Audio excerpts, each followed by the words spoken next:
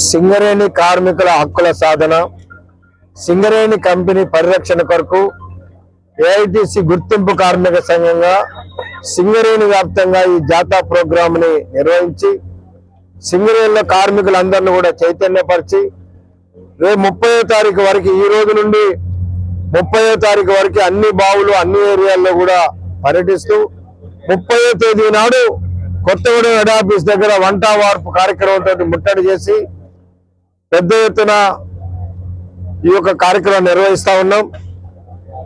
వీటి వల్ల కనుక సింగరేణి యాజమాన్యం రాష్ట్ర ప్రభుత్వం స్పందించి పరిష్కారం చేయకపోతే ఏప్రిల్ నెలలో సమ్మె చేయడానికి కూడా సిద్ధంగా ఉన్నామని తెలియపరుస్తా ఉన్నాం.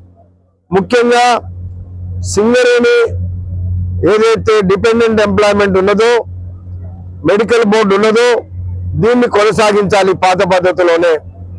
అట్లాగే సింగరేణి కంపెనీకి ఈ రాష్ట్ర ప్రభుత్వం ఇవ్వాల్సినటువంటి 50,000 కోట్ల రూపాయలని తక్షణమే చెల్లించాలని, కార్మికులకి సొంత ఇంటి పథకాన్ని ఇన్కమ్ ట్యాక్స్ అధికారులకు ఇచ్చినట్టుగా టెర్క్స్ పైన కార్మికులకు కూడా చెల్లించాలని, అదేవిధంగా మైనింగ్ స్టాఫ్, ట్రేడ్స్ మెన్ తదితర సమస్యలతో పాటు